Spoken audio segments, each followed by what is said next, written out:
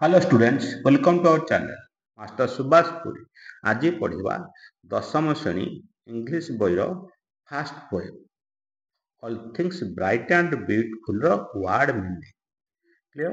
ଦେଖ, ଫାର୍ଷ୍ଟ ଆସିଲା bright, BRIGHT, bright. Bright ମାନେ ଉଜ୍ଜ୍ୱଳ। Creatures, CREATURES, creatures. କ୍ରିଏଚର୍ସ ମାନେ ପ୍ରାଣୀ ମାନେ। ପ୍ରାଣୀ ଅର୍ଥ ପଶୁମାନେ ଓ ମଣିଷ ଜଗତକୁ ନେଇକି ପ୍ରାଣୀ ଜଗତ ଗଠିତ। Next, wise, WIAC, wise. Wise ହେଲା ଜ୍ଞାନପ୍ରଦକ। ଭଗବାନ ଆମର ହେଉଛନ୍ତି ଜ୍ଞାନପ୍ରଦକ। ନେକ୍ସଟ ହେଲା ଲର୍ଡ, LORD, ଲର୍ଡ, ଈଶ୍ୱର। ୱାଣ୍ଡରଫୁଲ, WONDERFUL, ୱାଣ୍ଡରଫୁଲ। ୱାଣ୍ଡରଫୁଲ ଚମତ୍କାର। ଭଗବାନ ଯେଉଁ ସୁନ୍ଦର ସୁନ୍ଦର ଜିନିଷ ଗୁଡ଼ିକ ସୃଷ୍ଟି କରିଛନ୍ତି ସବୁଥିରେ ଚମତ୍କାରିତା ଅଛି। ତେଣୁକରି ପୃଥିବୀ ଏକ ଚମତ୍କାର।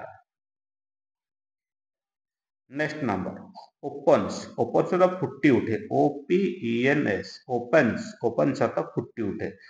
ଛୋଟ ଫୁଲଟି ଛୋଟ କଢ଼ରୁ ଫୁଲ ହୁଏ। ଫୁଲ ଫୁଟିବାକୁ ଏଠି ଓପନ୍ସ କୁହାଯାଇଛି। ଏଠି ଫୁଟି ଉଠେ। ଫୁଲ ଫୁଟିବାକୁ ଓପନ୍ସ ଏଠି ବର୍ଣ୍ଣନା କରିଛନ୍ତି କବି।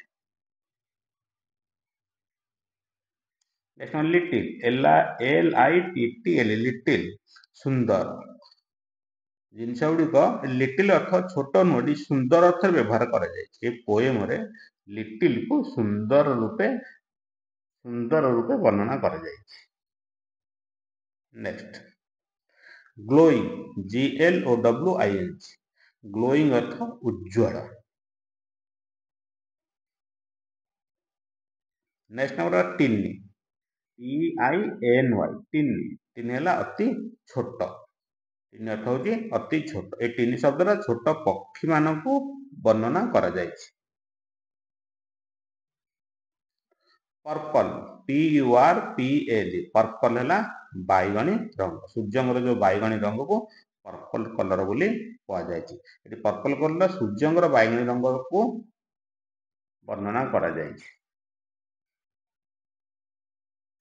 Purple headed, PURPL, purple headed, HEADED, headed ମାନେ ଧାରଣ କରିଛି ଯୋଉଟା। ପର୍ବତର ଶୀର୍ଷ ଦେଶରେ ପ୍ରତିଫଳିତ ବାଇଗଣ ସୂର୍ଯ୍ୟରଶ୍ମି, ପର୍ପଲ ହେଡେଡ ବର୍ଣ୍ଣନା କରାଯାଇଛି। କ୍ଲିୟର?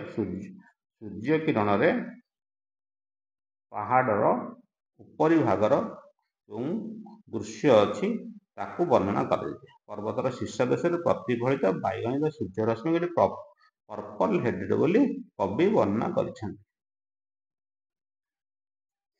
ନେକ୍ସଟ, ରନିଂ ବାୟ, RUNNING, ରନିଂ ବାୟ, ପ୍ରବାହିତ ହେଉଥିବା। ରନିଂ ବାୟକୁ କୋଉଥିରେ ବର୍ଣ୍ଣନା କରାଯାଇଛି? କୋଉଥିପାଇଁ?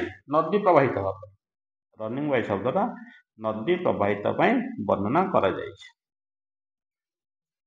ବ୍ରାଇଟେନ୍ସ, ବ୍ରାଇଟେନ୍ସ ଅର୍ଥ ଝଲମଲ କରୁଛି, BRIGHTENS, ବ୍ରାଇଟେନ୍ସ ଝଲମଲ କରୁଛି। ଏଇଠି ବର୍ଣ୍ଣନା କରିଛନ୍ତି କବି ସୂର୍ଯ୍ୟୋଦୟ ସୂର୍ଯ୍ୟାସ୍ତ ସମୟକୁ ବ୍ରାଇଟେନ୍ସ ଶବ୍ଦଟା ବର୍ଣ୍ଣନା କରାଯାଇଛି। ବୁଝିହେଲା? ବ୍ରାଇଟେନ୍ସ ଶବ୍ଦଟା କାହା ପାଇଁ ବର୍ଣ୍ଣନା କରାଯାଇଛି? କ୍ୱେଶ୍ଚିନ୍ ଆସିବ। ସୂର୍ଯ୍ୟୋଦୟ ଏବଂ ସୂର୍ଯ୍ୟାସ୍ତ ପାଇଁ ବ୍ରାଇଟେନ୍ସ ଶବ୍ଦଟା କବି ଏଠି ବର୍ଣ୍ଣନା କରିଛନ୍ତି। ନେକ୍ସଟ ଅଛି ପ୍ଲିଜାଣ୍ଟ, PLEASANT, ପ୍ଲିଜାଣ୍ଟ। ପ୍ଲିଜାଣ୍ଟ ଆନନ୍ଦଦାୟକ। ପ୍ଲିଜାଣ୍ଟ ଶବ୍ଦଟା ଏଠି ସମର ସନରେ ବ୍ୟବହାର କରାଯାଇଛି। କାରଣ କବି ସେମାନେ ଶୀତ ପ୍ରଧାନ ଦେଶରେ ରୁହନ୍ତି, ଥଣ୍ଡା ଜଳବାୟୁ ରୁହନ୍ତି। ତେଣୁକରି ଗ୍ରୀଷ୍ମର ସୂର୍ଯ୍ୟ କିରଣ ଆନନ୍ଦଦାୟକ ଦିଏ। ପ୍ଲିଜାଣ୍ଟଟା ଗ୍ରୀଷ୍ମ ଋତୁର ସୂର୍ଯ୍ୟ କିରଣକୁ ବର୍ଣ୍ଣନା କରାଯାଇଛି। ହେଲା? କାରଣ ତାଙ୍କର ଗ୍ରୀଷ୍ମ ଋତୁରେ ମଧ୍ୟ ବି ଥଣ୍ଡା ଲାଗେ। ରାଇପ, ପାଚିଲା ଫଳ। ଏଠି ସବୁ ପାଚିଲା ଫଳ ମାନଙ୍କୁ ରାଇପ ବୋଲି ଏଠି ବର୍ଣ୍ଣନା କରାଯାଇଛି ଯେ ଭଗବାନ ଆମ ପାଇଁ ଏ ପାଚିଲା ଫଳ ଗୁଡ଼ିକ ସାଇତି ରଖିଛନ୍ତି। ଉଡ୍, WOOD, ଉଡ୍ ହେଲା କ୍ଷୁଦ୍ର ଜଙ୍ଗଲ। ହେଲା। କ୍ଷୁଦ୍ର ଜଙ୍ଗଲକୁ ଉଡ୍ କହିବା ହେଲା। ବଡ଼ ଜଙ୍ଗଲ ହେଲେ ତ ଜଙ୍ଗଲ, ଏଠି କିନ୍ତୁ ଉଡ୍ ଅର୍ଥ କ୍ଷୁଦ୍ର ଜଙ୍ଗଲ ହେଲା। ଉଡ୍ ଅର୍ଥ ହେଲା କ୍ଷୁଦ୍ର ଜଙ୍ଗଲ। ଏ କ୍ଷୁଦ୍ର ଜଙ୍ଗଲରେ କ'ଣ ଅଛି? ଟଲ୍ ଟ୍ରି, ଲମ୍ବା ଲମ୍ବା ଗଛ ଗୁଡ଼ିକ କ୍ଷୁଦ୍ର ଜଙ୍ଗଲରେ ଅଛି। ନେକ୍ସଟ, ମିଡୋଜ୍, ଖୋଲା ଓ ପ୍ରଶସ୍ତ ଘାସୁଆ ଜମି। MEADOWS, ମିଡୋଜ୍, ଖୋଲା ଓ ପ୍ରଶସ୍ତ ଘାସୁଆ ଜମି ହେଲା। ରାସ୍ତା ପାଖରେ ଥିବା ଏଇ ଖୋଲା ପ୍ରଶସ୍ତ ଘାସୁଆ ଜମିରେ ଆମେ ଖେଳୁ। ପିଲାମାନେ ଖେଳିବା ପାଇଁ ବର୍ଣ୍ଣନା କରାଯାଇଛି ଏଠି ହେଲା। ଘାସ ପଡ଼ିଆ ହବନି, ଖୋଲା ପ୍ରଶସ୍ତ ଘାସୁଆ ଜମି ହବ। ଘାସ ପଡ଼ିଆ ତ ଖେଳ ପଡ଼ିଆ ପ୍ଲେ ଗ୍ରାଉଣ୍ଡ ବୁଝୁଛ, ସେ ସେଇଠି ନାହିଁ। କବି ଏଇ ଅର୍ଥରେ ବର୍ଣ୍ଣନା କରିଛନ୍ତି, ସେ ପ୍ରତ୍ୟେକ ଗାଁ ପାଖରେ ଖୋଲା ପ୍ରଶସ୍ତ ଘାସୁଆ ଜମି ଅଛି, ଯୋଉ ପଡ଼ିଆରେ ପିଲାମାନେ ଯାଇ ଖେଳନ୍ତି। ବୁଝିଲା, ଏଟା ପିଲାମାନଙ୍କ ପାଇଁ ଗୋଟେ ହାଇ, ଗୋଟେ ପ୍ରାର୍ଥନା। ବୁଝିଲା, ତେଣୁକରି ମିଡୋଜ୍ ଅର୍ଥ ହେଲା ଖୋଲା ପ୍ରଶସ୍ତ ଘାସୁଆ ଜମି। ମଝିରେ ରାସ୍ତା ଅଛି, ରାସ୍ତାର ଦୁଇ ପାର୍ଶ୍ୱରେ ଘାସୁଆ ଜମି ଅଛି। ଯୋଉ ଇଂଲିଶ ୱାର୍ଡ ଅଛି ତାର ଯୋଉ ଓଡ଼ିଆ ମିନିଂ ଅଛି, ତାର ଚିତ୍ର ଗୁଡ଼ାକ ଦିଆଯାଇଛି ସହଜ ସୁବିଧାରେ ମନେ ରହିବା ପାଇଁ। ନେକ୍ସଟ ଦେଖିବା, ରସେସ୍, RUSSES, ରସେସ୍ ହେଲା ଜଳଜ ଉଦ୍ଭିଦ। ଜଳଜ ଉଦ୍ଭିଦର ଜିନିଷ ଆଣି ଲୋକମାନେ କ'ଣ କରନ୍ତି, ଯେହେତୁ ମସିଣା ତିଆରି ହୁଏ, ଯୋଉ ଜଳଜ ଉଦ୍ଭିଦରୁ ମସିଣା ତିଆରି, ସେଇଟାକୁ ରସେସ୍ ହେଲା।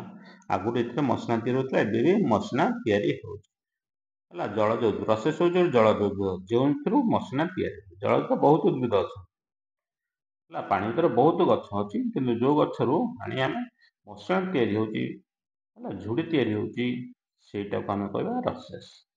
ଏଇଭଳିଆ ଗଛ ଗୁଡ଼ିକ ଯୋଉ ଫଟୋ ଦିଆଯାଇଛି ସେଇଭଳିଆ ଗଛ ଗୁଡ଼ିକ। ଗ୍ୟାଦର, ସଂଗ୍ରହ କରିବା, GATHER, ଗ୍ୟାଦର ତ ସଂଗ୍ରହ କରୁ। ତାହେଲେ କ'ଣ ସଂଗ୍ରହ କରୁ? ଗ୍ୟାଦରଟା କ'ଣ ରସେସ୍ ପାଇଁ ଅଛି, ରସେସ୍ ସଂଗ୍ରହ କରୁ। ପ୍ରତିଦିନ ଆମେ ରସେସ୍ ସଂଗ୍ରହ କରୁ ହେଲା। ସେ ଜଳଜ ଉଦ୍ଭିଦ ଗୁଡ଼ାକୁ ସଂଗ୍ରହ କରୁ, ସେଇ ଅର୍ଥରେ ଗ୍ୟାଦରଟା ଏଠି ସଂଗ୍ରହ କରି କ'ଣ ସଂଗ୍ରହ କରୁ? ରସେସ୍। Next number, almighty, ALMIGHT, almighty ସର୍ବଶକ୍ତିମାନ। ଏଠି କବି ବର୍ଣ୍ଣନା କରିଛନ୍ତି ଯେ ଭଗବାନ ହେଉଛନ୍ତି ସର୍ବଶକ୍ତିମାନ, ଆମ ପାଇଁ ସବୁ ଜିନିଷ ସୁଚାରୁ ରୂପେ ସିଏ ତିଆରି କରିଛନ୍ତି, ତେଣୁ ଭଗବାନ ହେଲେ ସର୍ବଶକ୍ତିମାନ। ନେକ୍ସଟ ହେଲା ଗ୍ରେଟ୍, ମହାନ ହେଲା। GREAT, ଗ୍ରେଟ୍, ମହାନ।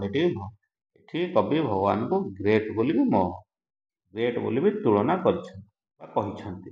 GREAT, ଗ୍ରେଟ୍, ମହାନ ହେଲା। ଏତିକି ଥିଲା ପିଲେ ପ୍ରଥମ ପୋଏମର ୱାର୍ଡ ମିନିଂ। ଯୋଉ ୱାର୍ଡ ଦିଆଯାଇଛି ତାର ଛବିଟା ଦିଆଯାଇଛି, ଆଉ ସହଜରେ ସୁବିଧାରେ ମନେ ରହିବା ପାଇଁ। ଆଉ ସବୁ ବିଷୟର ୱାର୍ଡ ମିନିଂ ଗୁଡ଼ା ଏମିତି ଲେଖା ହବ ଯୋଉଟାକି ତୁମକୁ ସହଜ ସୁବିଧାରେ ସବୁ ମନେ ରହିଯିବ। ଫଟୋ ଗୁଡ଼ାକ ତାର ପଛରେ ଥିବ। ବୁଝିଲା, ପଢ଼ିବାକୁ ଭଲ ଲାଗିବ ଏବଂ ଶୁଣିବାକୁ ଦେଖିବାକୁ ଭଲ ଲାଗିବ ଏବଂ ସହଜରେ ମନେ ରହିଯିବ। Okay, thanks.